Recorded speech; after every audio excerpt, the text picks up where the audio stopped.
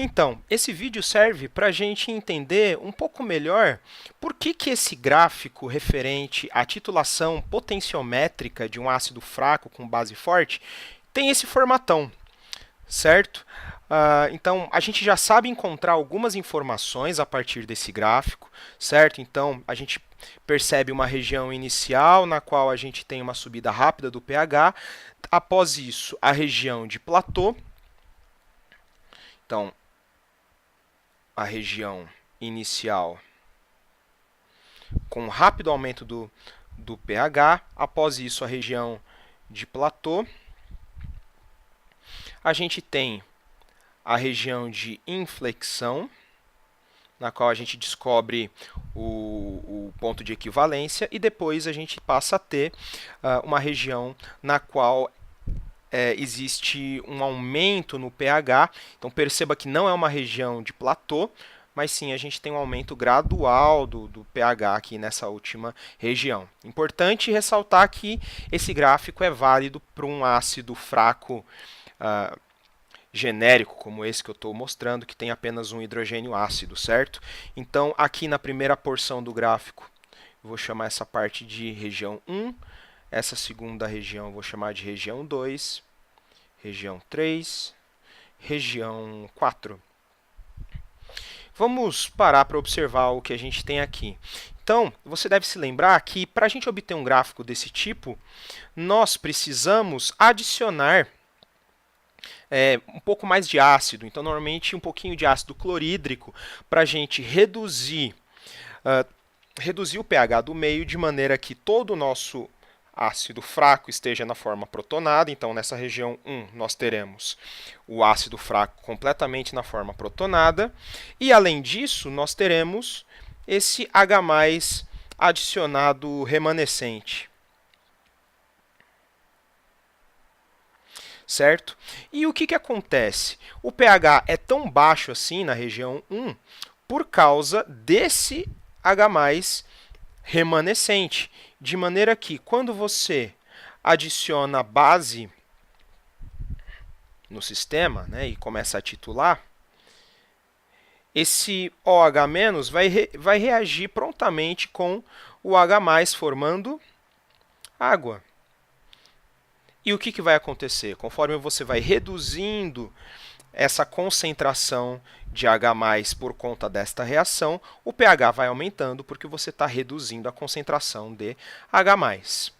E esse processo vai ocorrer até que todo esse H+ remanescente que você tem adicionado tenha reagido. E aí você vai começar a ter um outro processo predominante. O teu ácido fraco vai começar a desprotonar conforme você vai adicionando base.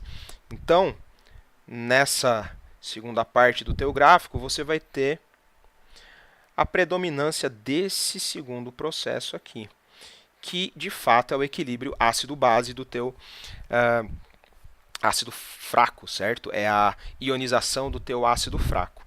Nessa situação, perceba o seguinte: se você adicionar base, que é o que está acontecendo aqui, conforme você parte da esquerda para a direita, essa carga negativa da tua base será atraída por essa carga positiva, fazendo a reação de neutralização, que vai originar água. Só que, o que acontece? Como o nosso ácido fraco está presente num processo de equilíbrio químico, conforme você vai removendo o H+ do meio, o teu ácido fraco ele vai começando a gerar mais H+.